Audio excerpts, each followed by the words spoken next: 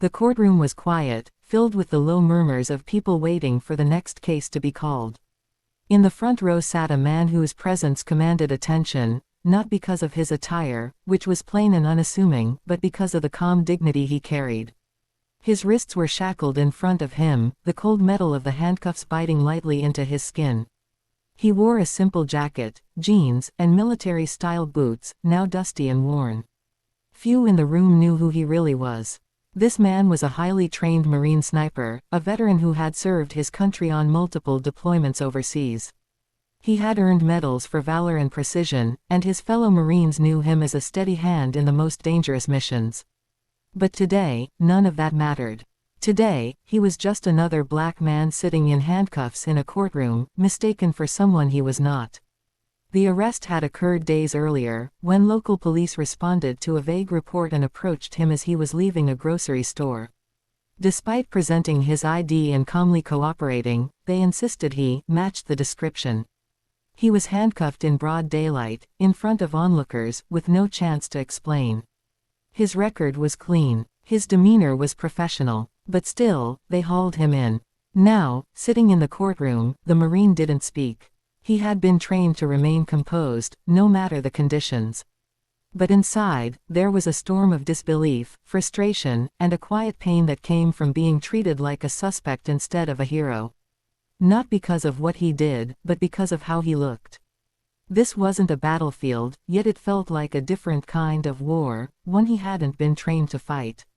The confusion surrounding his arrest was rooted in vague, unreliable witness statements, something about a tall black man seen leaving the scene of a minor incident nearby. No weapon was found, no clear description was given. Yet somehow, he fit the profile, enough for officers to act. The Marine, whose name had been etched into military records for acts of valor, was now buried in paperwork that labeled him a suspect. In truth, he had done absolutely nothing wrong. He had been running errands that afternoon, returning home from a doctor's appointment related to injuries sustained during his last deployment. As he walked through the parking lot toward his car, 2 squad cars pulled up fast. Officers jumped out, guns drawn, yelling commands. There was no warning, no discussion, and certainly no respect for the service stripes tattooed on his arm, the ones barely visible beneath the sleeve of his jacket. He immediately complied. Years of military discipline kicked in. Hands raised, calm voice, direct answers. But they weren't listening. To them, he was a match, and that was enough. They cuffed him, ignoring his repeated attempts to explain who he was, a retired Marine, a sniper with multiple tours, someone who had once provided overwatch for troops pinned down in hostile territory. None of it mattered here. At the station, the booking process added insult to injury. Fingerprints, mugshots, standard protocol. He watched younger officers joke casually in the background, oblivious or indifferent to the weight of the injustice unfolding. It wasn't until a supervising officer finally checked his ID against a national database that someone noticed the error. His military background lit up in their system. But by then, the damage was done. He had been stripped of dignity, even if only temporarily. Still, no apology came. No officer stepped forward to admit the mistake. Instead, they quietly moved the case to court, shifting the burden onto him to prove he was not the man they were looking for. The irony stung deeply. A man trained to defend the Constitution now had to defend himself against it. The courtroom buzzed with quiet conversations, punctuated by the soft shuffle of papers and the occasional clack of heels against polished floors. The fluorescent lights above hummed faintly, casting a sterile glow over the room. Lawyers conferred in low tones with their clients, clerks moved briskly from desk to bench, and a bailiff stood stoic near the judge's chamber door. But amidst the routine proceedings, one figure stood out, not because of noise, but because of the stillness he carried. The Marine sat on the defense bench, still in handcuffs, his posture upright, eyes forward. He didn't slouch, didn't fidget. It was the same composed stance he'd held in forward operating bases under threat of enemy fire, the same way he'd waited for orders in dead silence during reconnaissance missions. But this was different. This wasn't a foreign war zone. It was a civilian courtroom in the country he had fought for.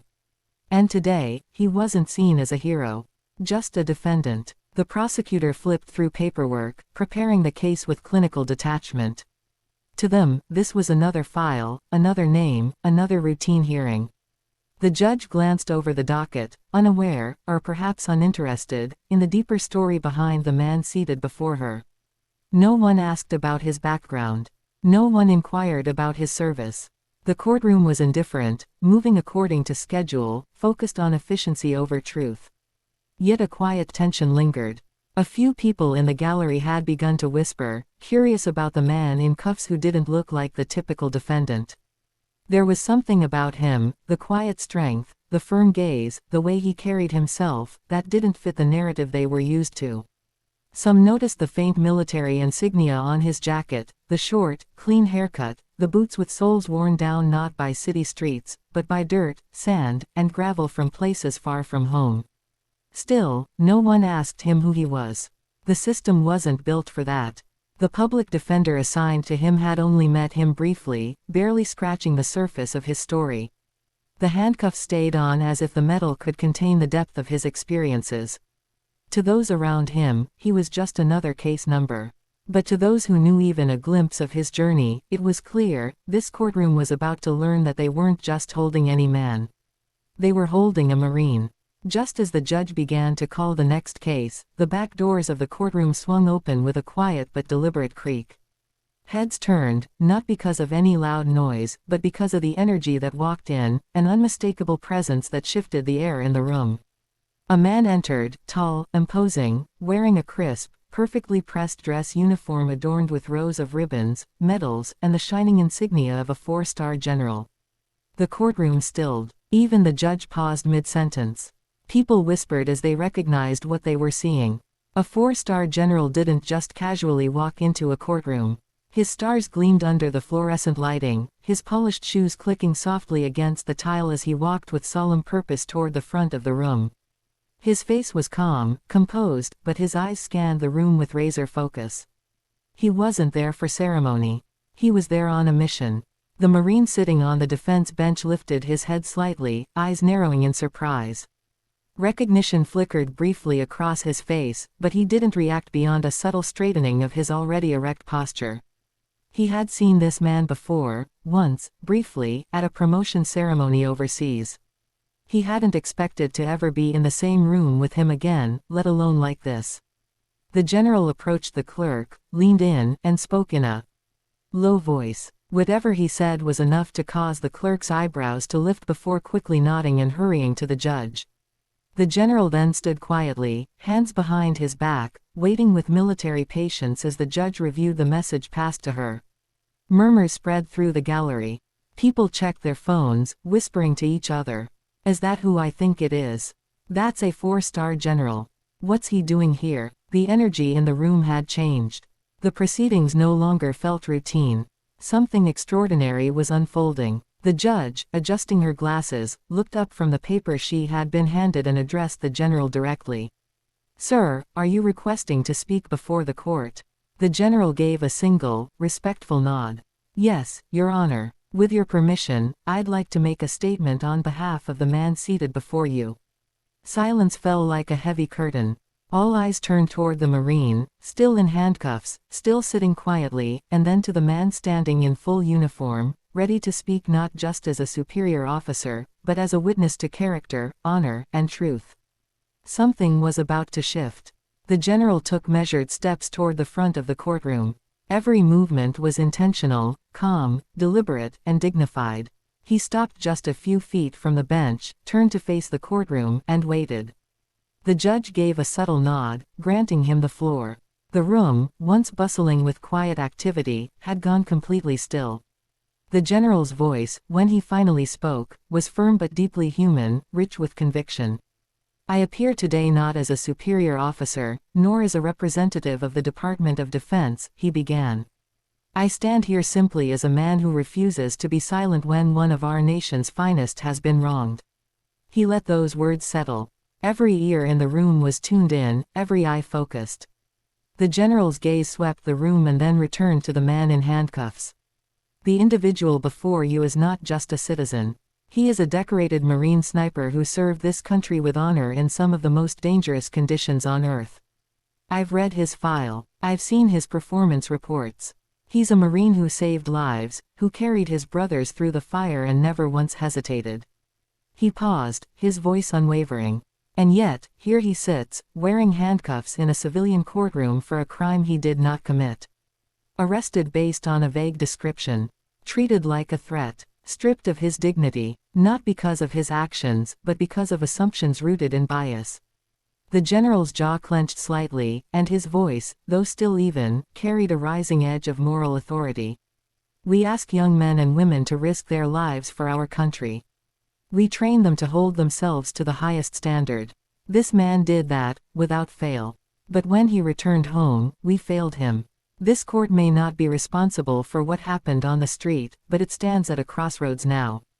It can either continue this injustice, or it can help restore what should never have been taken from him." He turned to the judge directly now. "I offer this testimony not out of favoritism, but out of truth. I would trust this man with my life in combat. That's not a sentiment. That's a fact. And I stand here to say, if we don't protect men like him from systemic failure, then what exactly did we ask them to fight for?" Silence followed. The general's words hung in the air like a solemn oath. The courtroom was no longer just a place of law, it had become a place of reckoning. The general's final words echoed in the silent courtroom like a slow-moving wave, settling into the hearts of everyone present. For a long moment, no one spoke. Even the judge, who had sat through countless hearings and testimonies, seemed momentarily taken aback, not just by the gravity of the words, but by the presence they came from. This wasn't grandstanding. It was honor speaking truth to power. And it left no room for doubt. The Marine hadn't moved during the general's statement. His posture remained composed, but his eyes now reflected something deeper, a flicker of emotion just below the surface. He had endured combat zones, loss, and hardship.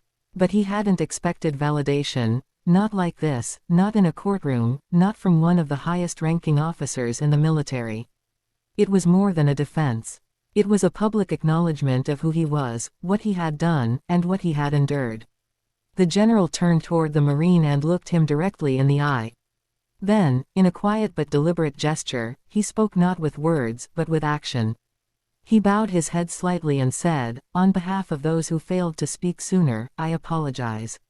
It wasn't rehearsed. It wasn't political. It was personal. Whispers rippled through the gallery as people absorbed the moment. A woman in the back wiped a tear from her cheek. A young law clerk near the wall paused mid-note. Even the bailiff, who had remained stoic all morning, looked down briefly, his jaw tight. This wasn't something anyone had expected to witness, a general, offering an apology not as a formality but as a sacred duty. The judge leaned forward, her expression no longer indifferent. She looked at the man in front of her, the defendant, the Marine, the sniper, and then to the general. "Thank you, General," she said, her voice steady but softer now. "Your words will be taken into full consideration." Then, turning to the Marine, she asked, "Is there anything you would like to say before I render a decision?" The Marine hesitated for just a moment, then slowly stood. The chains of the handcuffs clinked softly as he rose. His voice, when he spoke, was low but unwavering.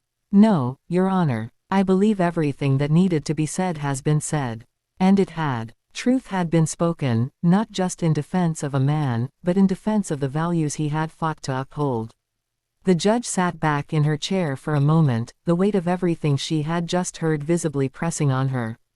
Her hands folded in front of her as she looked down at the file before her, the same manila folder that, only an hour ago, had represented just another case in a long docket. Now, it felt heavier than anything else she'd handled that day. This wasn't just a legal decision. It was a moral one. She looked up at the Marine, still standing tall, his wrists still shackled, but his dignity unmistakably intact. She glanced over at the general, whose presence radiated not intimidation, but integrity. Finally, she spoke, her voice firm, but tempered with something rarely heard in courtrooms, humility. "This court has reviewed the charges presented and has listened carefully to the testimony provided today," she began. "And it is clear that not only was there a failure in due process, but a grave misjudgment in how this man was treated from the moment he was approached by law enforcement." The courtroom remained silent. There is no evidence to support the continued holding of this man, she continued. He has no prior record. His identity is confirmed. His conduct has been exemplary.